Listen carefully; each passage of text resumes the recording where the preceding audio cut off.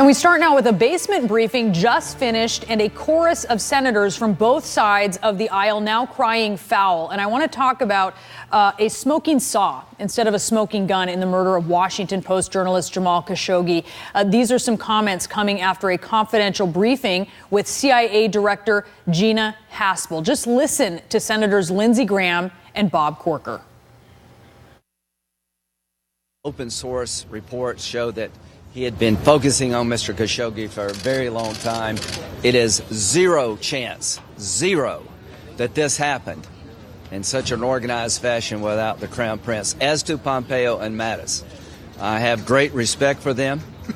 I would imagine if they were Democratic, in a Democratic administration, I would be all over them for being in the pocket of Saudi Arabia. But since I have such respect for them, I'm going to assume that they're being good soldiers, and when they look at the analysis, they're being technical in their statement, but they're not giving the assessment that I think the Senate will have. I would really question somebody's judgment if they couldn't figure this out. It is there to be figured out. Please let me finish. And I think the reason they don't draw the conclusion that he's complicit is because the administration doesn't want to go down that road, not because there's not evidence to suggest he's complicit. Are you said you'll be working on a statement over the next between now and I'm going to do two things. Anything? I'm going to do two things.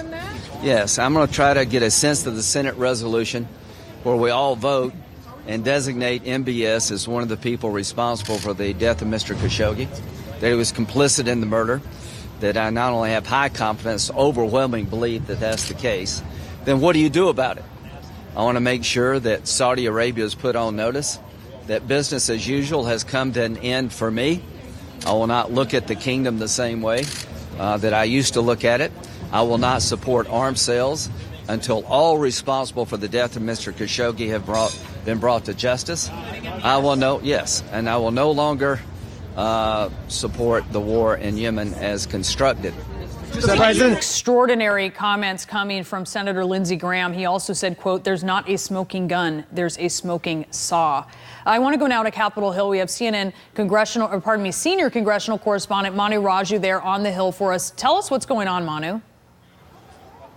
Yeah, about roughly a dozen senators just emerged from this closed-door briefing. It lasted roughly an hour or so, a little bit over an hour. And we've been hearing almost a unanimous conclusion from Republicans and Democrats alike who have emerged from this briefing saying it is crystal clear to them that the Saudi Crown Prince was behind the murder of the journalist Jamal Khashoggi. And they're saying that there was very clear evidence, despite the administration, the president himself, downplaying the Crown Prince's role. And you just heard a close ally like Lindsey Graham saying he wants to come down like a, quote, ton of bricks on Saudi Arabia. This is someone who has been close with the Saudi kingdom for some time, but he and other Republicans and Democrats are now trying to coalesce around a legislative response to what happened with Saudi Arabia. Now, we just spoke with Senator Bob Corker, the chairman of the Foreign Relations Committee, who is also part of this effort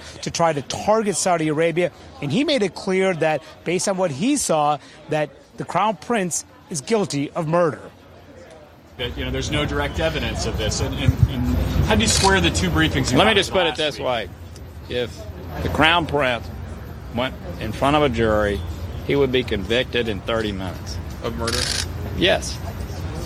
Why isn't the Yemen resolution something that does have teeth, one of the right ways to try to punish Saudi Arabia? Which one? The Yemen resolution. Well, the Yemen resolution gets into a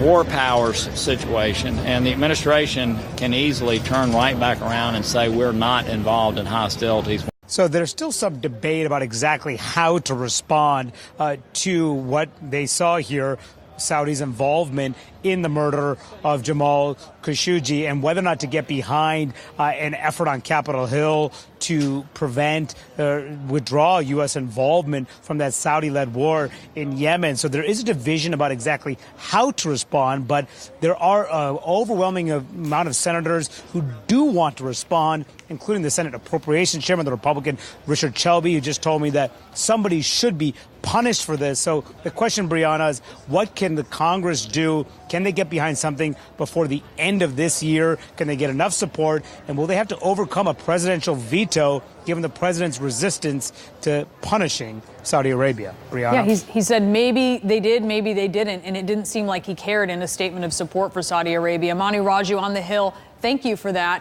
With me now to discuss these brand new developments is CNN's chief political correspondent, Dana Bash. And I want to answer the question that Manu just posed. Well, what can Congress do? But first, let's just discuss some of the stunning things that we heard from Senators Graham and Corker. Yeah. He said there's no way that this was done without the Crown Prince's knowledge. And he was careful to say open source reports because he just came out of a classified briefing. Right. He wants to be clear that all of the things that we know, just as the public that are out there and being reported, that there's, it's clear that MBS was focusing on Khashoggi for some time. Yeah, I mean, there was no daylight at all between, and left no question about how they felt. And what Manu said, and it's really important to note, these are Democrats, these are Republicans, these are friends of the administration, these are foes of the administration, crossing over both parties. These are people who are representatives of their states, United States senators, who came out of a briefing appalled by what they saw. And so they wanted to make clear, I think, in the language that you're talking about, not just to the American people, not just to the Saudis, but the guy in the White House, that he better be ready because they are using this language in order to telegraph they're going to act. Question is how they're going to act, but they feel the need to act on a bipartisan basis. And the reports that are out there, some of them, one key report exclusive to CNN that came out yesterday from our colleague Nina DeSantos, says the motive was essentially that Khashoggi was discussing with another exile of mobilizing this untraceable army online of young Saudis who would take aim at the Saudi government, at the Crown Prince. You can see why he would have this animus for Jamal Khashoggi. When you heard Senator Graham say about Secretary Pompeo and Secretary Mattis, who members of Congress, who senators initially got the briefing from, if they were Democrats, I would say they were in the pocket of Saudi Arabia. That's what he said. But essentially because they're Republicans, because I respect them, because I know them, he said, I'll assume they're being good soldiers. But he said they were technical in their statement. He also said that there's no way to conclude because of the intelligence that MBS was not involved. It must be because the administration doesn't want to acknowledge this. Yeah, I mean, remember, who's saying that? Lindsey Graham, who, you know, many moons ago was a big opponent of President Trump, but in recent months, and even more than that, has been very close with him, even a confidant of President Trump's on issues, both domestic and on national security. And the fact that he's making these kinds of statements on Saudi Arabia, it's noteworthy for a couple of reasons. Number one, Lindsey Graham has been a supporter of Saudi Arabia. So this isn't like he's jumping on a train that he's already been on. So it's a turn for him. And number two, same with someone like Bob Corker. Number two, again, he's trying to telegraph to the administration. What this reminds me of, Brianna, in a much more intense way, is what happened after Russia, after the election with the Russia sanctions. And, you know, unclear. More intense than that, you think? I definitely think it's more intense because it's clear cut.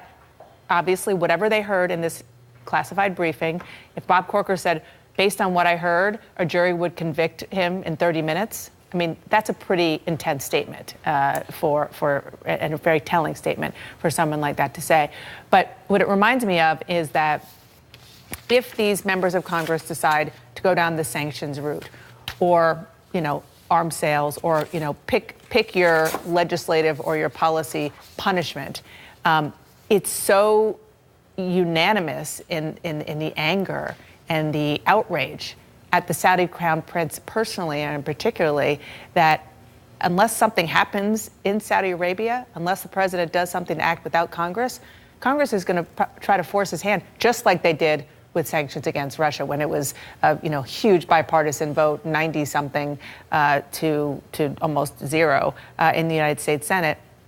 Similarly, in the House, they passed it and the president was forced to put some sanctions on Russia. This is an issue where, yes, it's a complicated issue, but when the president said we may never know the truth on this, on an issue where actually we can ascertain the facts, and not only that, there's bipartisan agreement in Congress that the administration needed to take some action on this. I think that's where you see Congress, like on forcing the president's hand on Russia sanctions, very likely to act to constrain the administration's actions. And I think that where the frustration is not that the administration didn't cut off ties with Saudi Arabia or impose sanctions, but simply a refusal to acknowledge the facts here and use our leverage with Saudi Arabia, which is a close ally, to force the king to broaden the base of power there.